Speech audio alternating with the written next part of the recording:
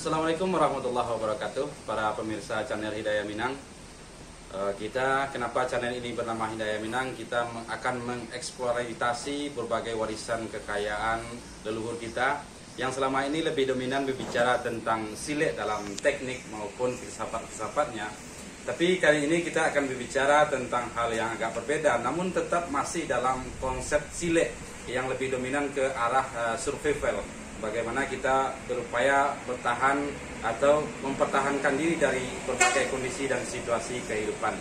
Jadi saat kali ini kita akan membahas khasiat tanaman yang luar biasa ini, yang akhir-akhir ini jarang orang yang mengkonsumsi makanan-makanan seperti ini. Makanan atau tumbuhan yang luar biasa yang menjadi makanan masakan leluhur kita selama ini. Jadi ini adalah menjadi konsumsi yang luar biasa yang akhir-akhir ini jarang yang kita bahas hal-hal seperti ini. Jadi untuk tahu informasi lebih lanjut, kita langsung ke dapur emak, mana dapat kita lihat nanti channel Dunia Emak bagaimana cara memasaknya. Tapi untuk pertama kali kita akan membahas dari manfaat atau kandungan-kandungan yang terdapat dari bahan-bahan yang kita gunakan.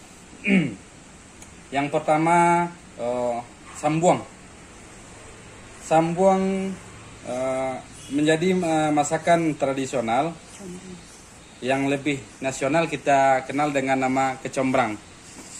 Dengan khasiat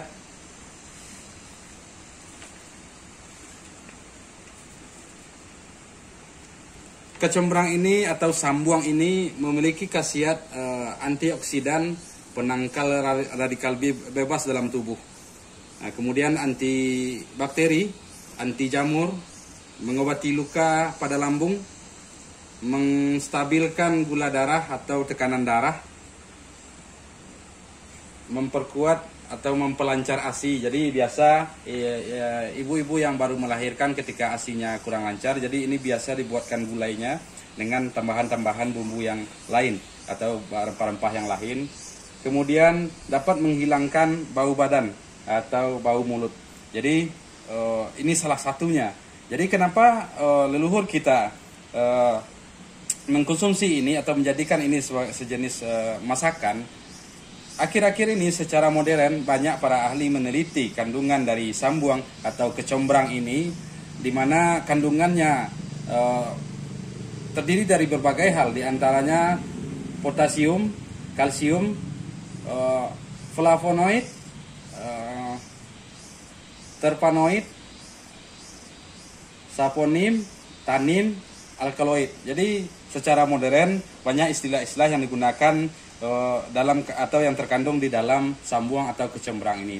Jadi ini adalah tumbuhan yang biasa dikonsumsi oleh orang-orang tua kita yang akhir-akhir ini jarang yang kita ketahui atau kita memasak sambuang ini. Jadi banyak kandungan atau manfaat yang terdapat dari sambuang. Kemudian selanjutnya kita akan membahas khasiat pare. Pare adalah masakan atau yang juga biasa dikonsumsi oleh leluhur kita secara kearifan lokal. Ini juga sudah jarang yang generasi muda menyukai sambuang atau pare ini karena rasanya pahit. Nah, sementara untuk kesehatan, khasiat dari sambuang atau pare ini dapat menurunkan gula darah, kemudian mengeneralisasi sel-sel rusak di dalam pankreas. Jadi sangat bagus untuk lambung. Jadi di samping melancarkan peredaran darah, juga bagus untuk lambung. Jadi secara modern juga diteliti khasiat dari pare ini atau kandungan dari pare ini mengandung. Jadi pare ini mengandung polipeptida, keratin, visin. Jadi sangat banyak kandungan-kandungannya. Jadi pare sangat bagus untuk menurunkan kolesterol atau kadar darah atau kadar gula dalam darah. Jadi juga dapat memperbaiki sel-sel di dalam darah, sel-sel yang rusak di dalam darah. Kemudian kita akan lanjut di dapur emak ini, ada beberapa masakan yang akan dimasak, dapat kita lihat nanti di channel Dunia Emak. selanjutnya kita akan melihat teri. Jadi di dapur dunia emak ini atau di channel dunia emak nanti dapat dilihat bagaimana emak memasak dengan mencampurkan seluruh bahan. Jadi di antaranya juga ada ikan teri yang berkhasiat menyehatkan jantung, tapi kualitas ikan teri yang bagus ya. Kemudian memperkuat tulang, mencegah anemia. Jadi ikan teri cukup bagus untuk anemia, menyehatkan mata.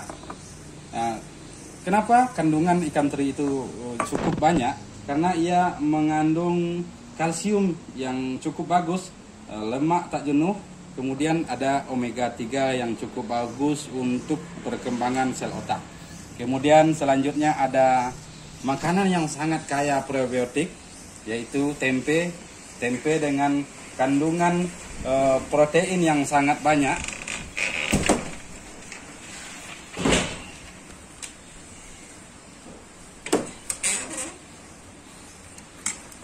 Jadi tempe adalah sejenis bahan yang difermentasikan sehingga mengandung prebiotik yang luar biasa. Jadi setiap makanan-makanan yang difermentasikan secara alami, secara tepat, mengandung probiotik, prebiotik yang bagus dan protein yang tinggi. Khususnya tempe ini sangat bermanfaat menangkal radikal bebas, menurunkan kolesterol dan berat badan, atau mencegah osteoporosis. Jadi sangat bagus untuk kesehatan. Selanjutnya kita melihat di sini di dapur dunia emak ini ada daun salam. Daun salam ini berkhasiat dapat mengobati sakit gigi, memiliki sifat analgesik, dan kandungannya juga terdapat flavonoid, juga ada tanin. jadi banyak khasiat yang terdapat di daun salam. Kemudian ada laos atau langkueh. Jadi bahasa di sini biasa disebut dengan langkueh. Langkueh ini mengandung galaugi, beta sitostail, flavonoid, vitamin A, vitamin C, kemudian zat besi serta serat. Jadi dari bahan dasarnya juga terlihat kaya dengan serat. Jadi lengkuas ini atau laos bermanfaat atau berkhasiat melindungi kulit dari infeksi, mengatasi asma. Jadi juga bagus untuk asma. Jadi nanti takarannya kita akan berbagi di video yang lain. Juga menjaga kesehatan otak. Jadi cukup bagus untuk kekuatan otak, menurunkan kolesterol, kemudian melawan kanker. Jadi kalau kita sudah ada bibit-bibit kanker dalam tubuh, jadi sangat luar biasa. Jadi kemudian ada jahe. Kemudian ada jeruk purut. Jeruk purut dengan kandungan antioksidan tinggi dapat mengatasi penuaan dini, menangkal pemaparan radikal bebas. Jadi sangat luar biasa dari racikan leluhur kita tentang berbagai kandungan-kandungan bahan yang digunakan. Jadi terbukti bahan-bahan yang digunakan oleh leluhur kita adalah bahan-bahan dengan kandungan yang dibutuhkan oleh tubuh kita sendiri.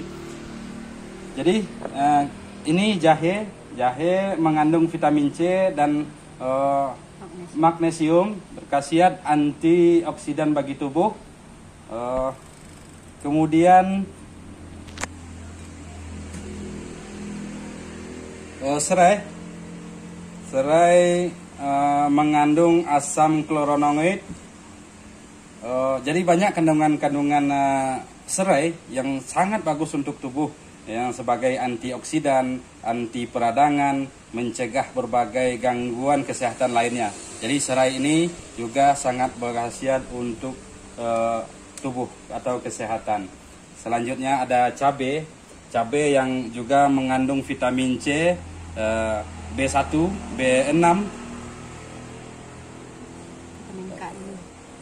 vitamin K6, potasium, melancarkan peredaran darah. Jadi ini cukup bagus untuk memperlancar peredaran darah atau mengatasi masalah kebakuan dalam darah. Untuk juga bagus untuk mempelancar. Jadi bagi ada yang masalah dengan jantung, cuman berapa takarannya perlu kita saksikan pada video bagian selanjutnya. Jadi antara cabai merah dan cabai hijau pada umumnya mengandung kandungan yang sama, namun ada yang lebih dominan. Jadi nanti kita bahas di sisi video yang lain. Kemudian selanjutnya ada bawang merah. Bawang merah ini mengandung quercetin, sangat bagus, juga bermanfaat mencegah resiko serangan jantung, stroke dan gagal ginjal, menurunkan tekanan darah tinggi. Jadi juga biasanya leluhur kita untuk mengatasi influenza juga sering mengkonsumsi bawang merah ini secara mentah, dapat meredakan atau melonggarkan hidung tersumbat atau pernapasan. Kemudian juga ada bawang putih. Bawang putih ini dapat menghasilkan nutrisi bagi tubuh. Jadi kandungannya sangat luar biasa. Jadi ada di sini mangan, vitamin B6, kemudian ada vitamin C, ada zat besi dan selenium, fosfor, dan kalsium. Jadi banyak kandungan-kandungan yang luar biasa di dalam bawang putih. Yang sangat luar biasa dari seluruh bahan-bahan yang kita gunakan atau yang diwariskan oleh leluhur dalam masakan atau kuliner adalah racikan yang luar biasa. Jadi bagaimana racikan ini, berbagai bahan ini dicampurkan atau diracik sehingga menghasilkan sejenis kuliner atau masakan yang sangat luar biasa sekali. Jadi bukan sekedar lezat tapi juga menyehatkan. Jadi bagaimana cara memasaknya? Jadi para pemirsa semua dapat melihatnya nanti di channel Dunia Emak. Jadi channel Dunia Emak ini cukup membahas berbagai hal, cara memasak, baik itu memasak daging, bagaimana menetralisir bakteri jahat dalam daging dan lain sebagainya. Jadi dapat termasuk berbagai jenis minuman. Jadi Dunia Emak khusus bagian mengolah atau memasak bahan-bahan yang disediakan. Jadi sangat luar biasa. Jadi untuk pengobatan nantinya berapa takarannya yang harus kita konsumsi. Nah, jadi mungkin saksikan di video-video selanjutnya. Inilah sekilas pengenalan awal dari dunia channel Hidayah Minang yang mengkaji sisi lain dari silet. Selama ini silet hanya dipandang sebatas teknik pertarungan, namun silet pada hakikatnya adalah survival, adalah cara bertahan hidup. Jadi segala sesuatunya kita kaji di dalam silet. Jadi bukan saja cara bertarung, tapi cara bertarung yang lebih luas, yaitu cara menghadapi berbagai kesulitan hidup. Jadi demikian sekilas penjelasan ini, semoga bermanfaat bagi kita semua. Demikian, Assalamualaikum warahmatullahi wabarakatuh.